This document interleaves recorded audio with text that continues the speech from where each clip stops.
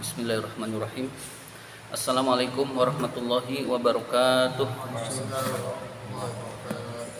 Mari kita awali taklim kita dengan membaca Ummul Quran. Ila hadrat Nabi Mustafa Rasulullah sallallahu alaihi wasallam.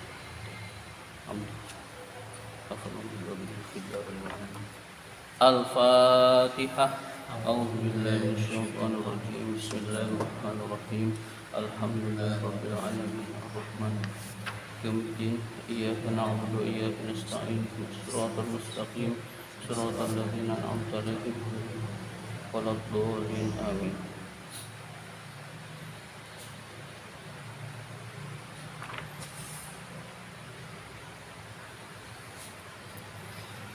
Mari kita lanjutkan taklim kita, pembahasan kitab Alfiyah Ibnu Malik.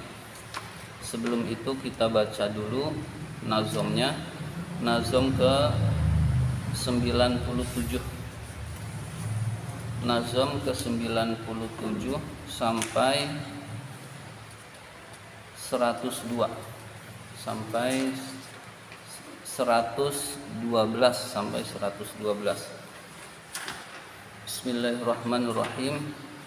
Wa jumlatun awshibuha alladhi wusil bihi kaman indil ladhi ibnuhu kufil wa sifatun sarihatun silatu al wa kaunuha bimu'rabil af'ali qal ayun kama wa uribas malam tudok wa sudru wasliha domirul hadab wa ba'duhum a'raba mutlaqan wa fi dhal hafi ayyan ghairu ayyin yaktafi in yustaqal waslun wa illam yustaqal fal hadfu nazlun wa abahu ayyuhtazal in saluhal bakili waslin mukmili wal hadfu indahum kathirun munjali bi'aidin muttasilin in tasab bi fi'lin aw wasfin kama narju yahab halfu ma bi wasfin khufidha ka anta qadrin ba'da amrin min qada kadzal ladzi jurra bima tujar kamur bil ladzi marartu fahwa bar al harfu ta'rifin awil lam faqat fanamatun araf taqul fihi namat wa qad tuzadu laziman kallati wal ana wal ladzina sumalati wal ittirarin banatil awbari kadza wa kibtan nafsiyya qaisus sari wa ba'dul a'lami alaihi dakhala lilhamdi kana anhu nuqila kal fadli wal harisi wan nu'mani wa dhikru dawahuhu siyani wa qad yasiru ala man bil ghalabah mudafun aw mashubu aqaba wa hadfu alzi in tunadi aw tudif aw ajwa fi ghairihi maqatan hadif. Bismillahirrahmanirrahim. Kita lanjutkan pembahasan kitab Alfiyah ini. 118 nazom ke 118 tentang khobar. Jadi ada mubtada lalu khobar. Sebelum ke nazom kita bahas dulu biar ingat. Jadi mubtada lalu ada khobar. Mubtada babnya bab ibtida yang memulai namanya mubtada. Lalu mubtada itu ada yang plus khobar. Nah ini yang umum ada mubtada plus fa'il. Karena fa'il itu menempati tempatnya khobar, sebenarnya itu mubtada khobar. Nah mubtada plus fa'il, maka fa'il itu namanya panjang. Fa'il sadda masaddal khobar. Fa'il yang menduduki kedudukan khobar. Jadi karena mubtada itu harusnya khobar, tapi ini kok mubtada plus fa'il, berarti fa'il yang menduduki tempatnya khobar gitu. Jadi mubtada ada mubtada khobar, ada mubtada fa'il. Nah ini pakai syarat. Lalu sekarang kita akan bahas ini. Khobar itu boleh disebut anwa'ul khobar, macam-macam khobar. Macam-macam khobar. Jadi kita membahas yang ini, khobar. Khobar itu ada yang disebut dengan khobar mufrad. Khobar mufrad. Khobar mufrad itu contohnya misalkan at-tilmizu mujtahidun. Murid itu rajin, murid itu bersungguh-sungguh. Nah, ini namanya khobar mufrad. Ini namanya disebut khobar mufrad. Contoh khobar mufrad lagi. At-tilmizani mujtahidani. Lah ini kan bukan mufrad, ini musanna. Nah, pengertian mufrad adalah bukan mufrad musanna jamak, tapi pengertian mufrad adalah bukan jumlah atau bukan sibhu jumlah. Jadi ini tetap khobar mufrad. At-tilmizani mujtahidani ini adalah khobar mufrad. At-talamizu mujtahiduna. Nah, mujtahiduna ini juga khobar mufrad. Ini contoh khobar mufrad ketiga-tiganya dan banyak lagi yang lain. Nah, ini contohnya biar mudah. Lalu ada yang disebut dengan khobar jumlah. Karena jumlah itu ada dua. Pertama jumlah ismiyah. Khobar jumlah ismiyah. Jadi jumlah ismiyah kedudukannya sebagai khobar. Khobar dari mubtada. Contohnya misalkan at-tilmizu. Mizu abuhu mahirun. Murid itu ayahnya pandai. Ayahnya mubtada, mahirun khobar. Ayahnya mubtada, mahirun khobar. Mubtada khobar adalah jumlah ismiyah. Jumlah ismiyah ini khobarnya ini. Jadi jumlah ismiyah ini khobarnya ini. Jadi disebut khobar jumlah ismiyah. Ada lagi khobar jumlah fi'liyah. Jumlah fi'liyah. At-tilmizu yazhabu ilal madrasah. Atau ya bukan yazhabu, misalkan yadrusu, belajar. Yazhabu, murid itu pergi. Pergi ini fi'il. Nah, fi'il itu mengandung fa'il. Fa'ilnya dhamir mustatir, yaitu huwa yang kembali ke at-tilmizu. Fi'il fa'il namanya jumlah ismiyah. Jumlah ismiyah khobarnya ini. Ini mubtada, ini khobar. Jadi ada baru tiga. Satu lagi sibhu jumlah. Sibhu jumlah itu menyerupai jumlah. Sibhu jumlah itu ada dua, jar majrur dan zorof. At-tilmizu fil fasli. Fil fasli. Murid itu di dalam kelas. Nah, di dalam kelas tersusun dari dua kata, bukan jumlah, tapi sibhu jumlah, menyerupai jumlah. Murid itu di dalam kelas. Contoh yang zorof, at-tilmizu amama. Ya, misalkan di depan sekolah, amama madrasah. Murid itu di depan sekolah. Nah, di depan sekolah ini bukan jumlah tetapi menyerupai jumlah karena sudah tersusun. Berarti khobar itu mufrad, khobar mufrad, khobar jumlah ismiyah, khobar jumlah fi'liyah, khobar sibhu jumlah. Yang disebut dengan khobar marfu atau rofa adalah yang khobar mufrad. Khobar itu rofa, itu khobar mufrad. Tandanya dhamma, tandanya alif, tandanya wawu, tanda rofanya dhamma, alif, wawu. Kalau yang khobar jumlah dan sibhu jumlah bukan rofa, bukan marfu, tetapi fi mahalli rof'in. Fi mahalli rof'in, di tempat rofa atau rofa tempatnya saja. Jadi ini mana tanda rofanya? Bukan tanda rofa, fi mahalli rof'in, rofa tempatnya saja. Gitu. Ya, mudah-mudahan bisa dipahami perbedaan ini. Nah, ini yang mau kita bahas nih. Nanti semampunya sampai nazom mana. Bismillahirrahmanirrahim. Ini pendahuluan dasar ini biar mudah saya nerangin, biar mudah saya menerangkan. Bismillahirrahmanirrahim. Wal khobaru, khobar itu adalah al juz'u, bagian. Wal khobaru, khobar adalah al juz'u, bagian. Al mutimmu, yang menyempurnakan. Khobar adalah bagian yang menyempurnakan. Al faidata, faidah. Faidah itu biar gampang, pemahaman. Khobar itu bagian yang menyempurnakan pemahaman. Contohnya misalkan at-tilmizu, itu nggak paham maksudnya, tetapi at-tilmizu mujtahidun.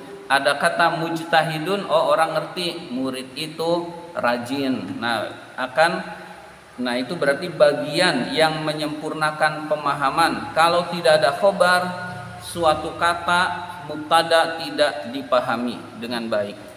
Jadi khobar itu bagian yang menyempurnakan pemahaman. Kallahu barrun wal ayadi syahidah, seperti kalimat Allahu barrun wal ayadi syahidatun. Nah, kata Allahu barrun, Allah mubtada, barrun khobar. Allah barrun, zat yang berbuat baik. Jadi Allah itu barrun, zat yang berbuat baik. Jadi perbuatan Allah itu selalu baik. Allah adalah barun, zat yang berbuat baik. Wal ayadi jamak dari iyad, artinya nikmat. Nikmat syahidatun, itu menyaksikan. Wal ayadi nikmat syahidun, itu menyaksikan. Jadi Allah itu barun, baik. Diketahui dengan apa? Diketahui dengan nikmat-nikmatnya. Nikmat-nikmatnya itu menjadi saksi bahwa Allah itu barun, berbuat baik. Ya, jadi mau orang kafir, mau orang muslim, mau taat, mau durhaka, semua dikasih nikmat. Nah itu wal ayadi syahidah, nikmat-nikmat itu menyaksikan. Maksudnya menyaksikan Allah barun, Allah itu maha baik. Ya, Allah itu zat yang berbuat baik. Nah, wal ayadi itu mubtada, syahidatun khobar. Jadi di sini ada dua kalimat, Allahu barun kalimat, wal ayadi syahidah itu juga, al ayadi syahidah itu juga kalimat. Kedua-duanya mubtada khobar. Jadi khobar adalah bagian yang menyempurnakan pemahaman. Kalau tidak ada khobar, maka kata itu tidak bisa dipahami. Selanjutnya, wa mufrodan ya'ti wa ya'til jumlah. Kita terjemahkan dari wa kemudian ya'ti. Wa ya'ti dan khobar itu datang. Wa ya'ti dan khobar itu datang. Mufrodan dalam keadaan mufrad. Mufrodan dalam keadaan mufrad.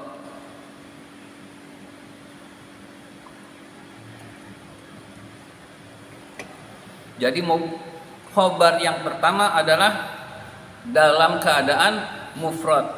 Pengertian mufrad adalah bukan jumlah, bukan sibhu jumlah. Bukan pengertian mufrad yang mufrad musanna jamak. Nah, bukan yang itu. Nah, khobar itu datang dalam keadaan mufrad seperti contoh di papan tulis ini.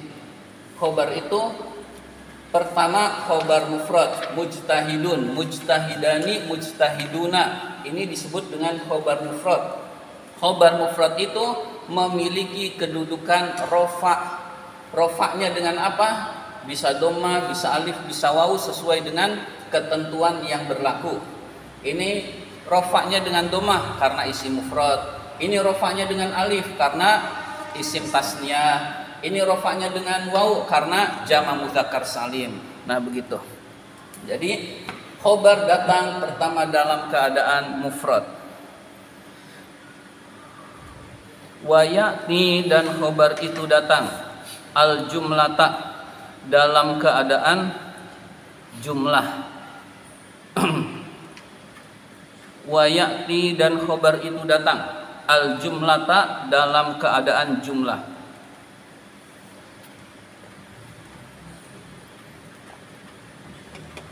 Sebetulnya redaksi yang tepat itu jumlatan. Wa ya'ti dan khobar itu datang, lalu halnya datangnya dalam keadaan apa? Jumlatan, dalam keadaan jumlah. Nah ini kok hal dikasih al jadi al jumlata. Nah itu karena wazan. Jadi karena wazan syair, darurat syair, sehingga harusnya nggak pakai al, bisa pakai al. Begitulah syair. Syair itu punya ketentuan tersendiri.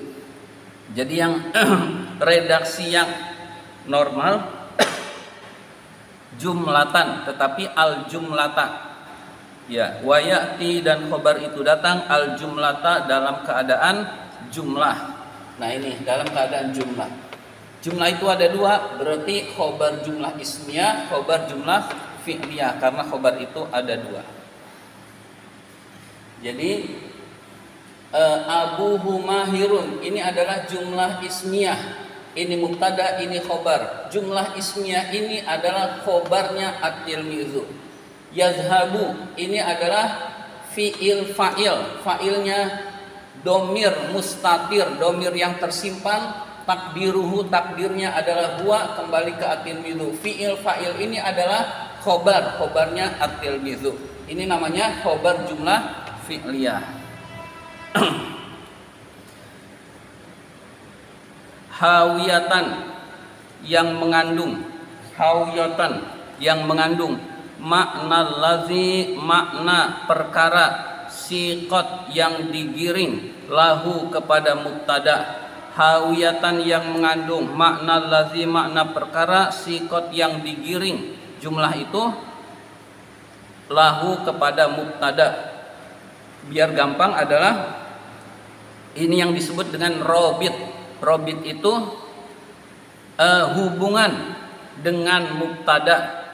Jadi khobar jumlah itu memiliki hubungan dengan mubtada. Khobar jumlah itu mengandung hubungan yang kembali kepada mubtada, memiliki hubungan yang kembali kepada mubtada. Kita lihat khobar jumlah. Khobar jumlah itu ada dua, ini dengan ini. Murid itu ayahnya pandai. Nah ini robitnya mana? Domir ini hu, kembali kepada mubtada. Jadi khobar jumlah itu memiliki hubungan yang disebut dengan robit yang kembali ke mubtada. At-tilmizu abuhu mahirun. Murid itu ayahnya pandai. Nah, nya hu di sini ini disebut dengan robit, atau kalau di sini disebut tadi apa? Hawiyatun makna lazi siqat lahu, mengandung makna yang kembali kepada mubtada abuhu. Nah ini disebut robit, kembali kepada mubtada. Nah khobar jumlah fi'liyah juga sama. Yazhabu ada huwa, huwa ini kembali ke at-tilmizu. Siqat lahu. Ya selanjutnya wa in takun iyyahu, wa in takun jika jumlah itu sama, iyyahu dengan mubtada, wa in takun jika jumlah itu sama, iyyahu dengan mubtada.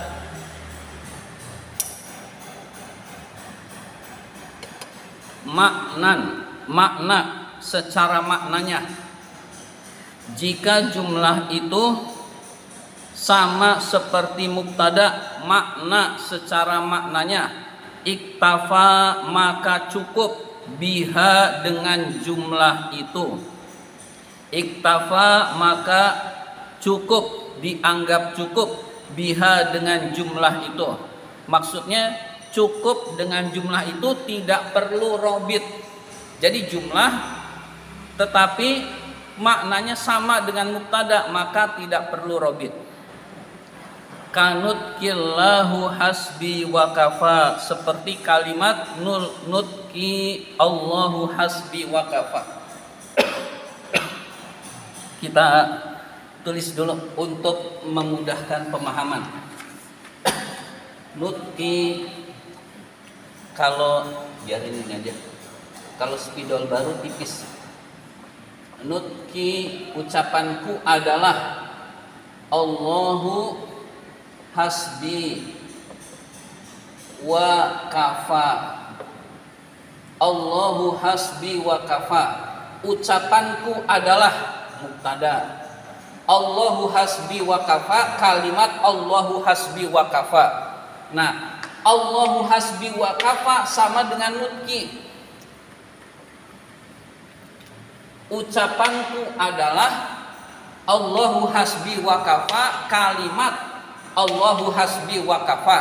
Jadi ini satu pengertian, ucapanku ya Allahu hasbi wa kafa. Allahu hasbi wa kafa itu ya nutki. Nah, jadi kalau khobar jumlah itu sama dengan mubtada, maka tidak perlu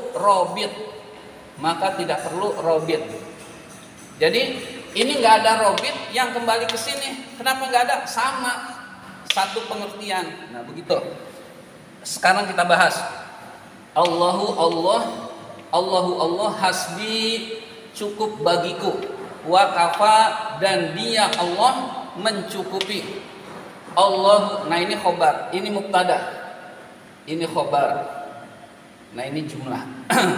Nah jumlah ini jumlah ismiyah ini sebagai khobarnya ini. Kok jumlah ismiyah ini nggak ada robit kembali ke sini? Karena ini dengan ini pengertiannya sama, gitu. Jadi tidak ada robit. Allahu Allah hasbi, cukup bagiku. Wa kafa, dan dia mencukupi. Allahu Allah hasbi, cukup bagiku. Wa kafa, dan dia mencukupi. Nah ini adalah ucapan saya. Nah mudah-mudahan ini bisa dipahami.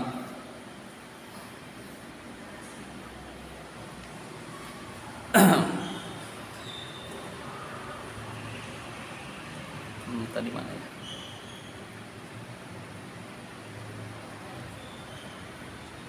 Kanutkillahu hasbi wa kafa, seperti ucapanku Allahu hasbi wa kafa. Allahu Allah hasbi, cukup bagiku. Wa kafa, dan dia mencukupi. Selanjutnya wal mufradu khobar mufrad. Al jamidu, yang jamid. Farihun, itu kosong. Itu kosong maksudnya sunyi, kosong dari robit. Jadi khobar mufrad yang jamid itu kosong dari robit. Ya, jamid dulu.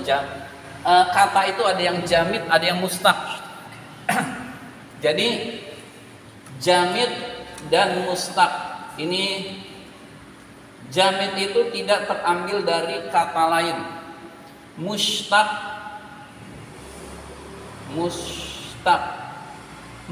itu terambil dari kata lain. Contohnya yang bisa ditasrif itu mustaq. Jadi yang semua yang ditasrif itu mustaq. Misalkan zahibun, aliyun zahibun, Ali pergi.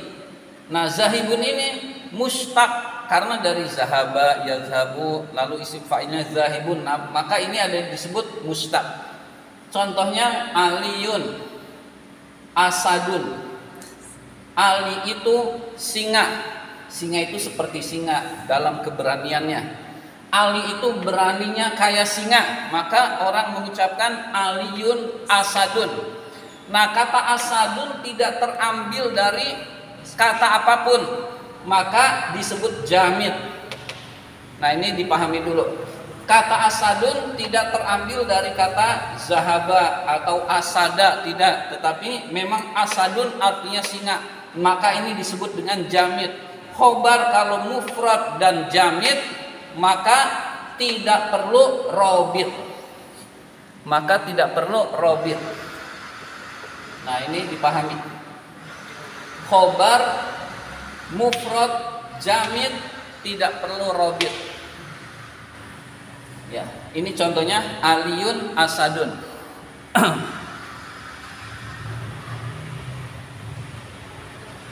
Farihun maknanya kosong, sunyi, sunyi dari robit, jadi tidak perlu robit. Wal mufradu khobar mufrad, al jamidu yang jamid. Farihun itu kosong atau sunyi dari robit. Wa in yushtaqu, wa in yushtaqu, jika khobar itu mushtaq, lawannya jamid mushtaq. Mushtaq itu terambil dari kata lain, ada kata dasarnya, itu namanya mushtaq. Jadi semuanya kata-kata tasrifan itu mushtaq. Wa illam wa yushtaqu, jika khobar mufrad itu mushtaq, fahuwa maka khobar mufrad yang mushtaq itu dzu domirin, memiliki domir, mustaqinin yang tersimpan, mustaqinin yang tersimpan. Jika khobar mufrad itu mushtaq, maka dia memiliki domir yang tersimpan. Kita lihat contoh yang tadi, aliyun zahibun, ali pergi, ini khobar mufrad.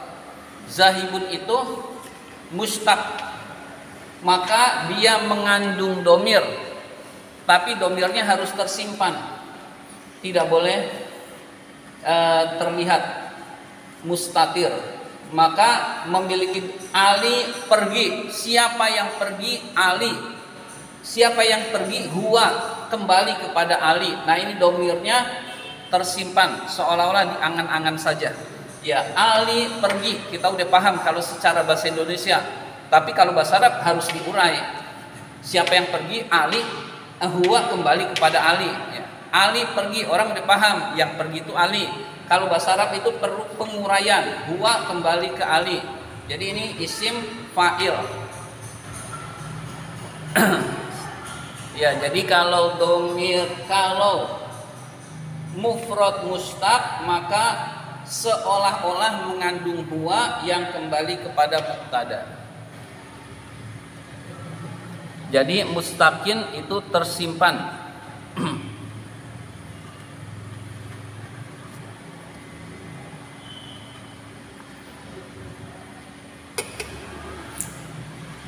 Satu lagi, wa abrizanhu, wa abrizanhu, tampakkanlah, dan sungguh tampakkanlah, itu ada nun taukid khafifah, dan sungguh tampakkanlah, hu itu apa?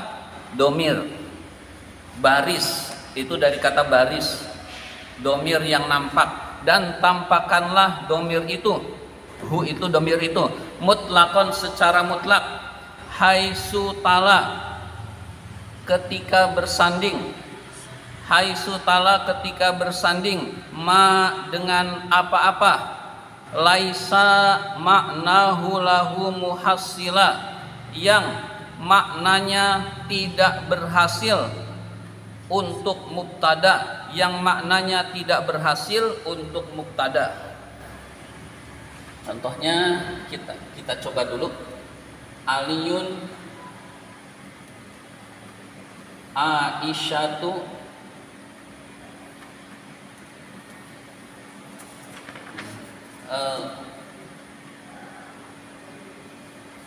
doribuha, harus dihapus.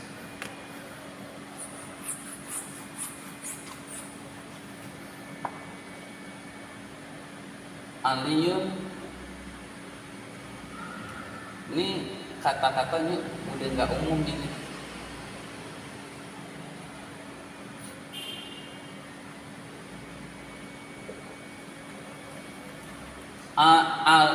Ali, Aliyun Ali, mubtada, Aisyatu Aisyah, doribuha memukul Aisyah, Ali, doribuha Ali adalah yang memukul Aisyah, begitu. Ali adalah Aisyah dipukul olehnya. Nah, begitu. Ini ada maka ini diperlukan domir huwa. Huwa ini mutlakon jadi wajib karena ada domir yang tidak sampai ke mubtada, berarti harus ditambah huwa. Ali adalah Aisyah memukulnya dia. Ali adalah yang memukul Aisyah, itu terjemahan mudahnya. Ali adalah yang memukul Aisyah, maka domir huwa ini wajib karena domir ini tidak sampai ke mubtada. Jadi di sini ada domir yang kembalinya ke sini, jadi perlu dizohirkan lagi huwa yang kembali ke Ali dan ini menjadi wajib. Ya, mudah-mudahan bisa dipahami. Domir yang ada tidak berhasil kembali ke mubtada sehingga diperlukan domir huwa ya yang kembali ke Ali.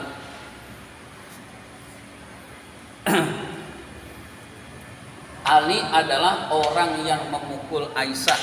Ali adalah orang yang memukul Aisyah, begitu maknanya. Ali Aisyah itu memukulnya dia, begitu.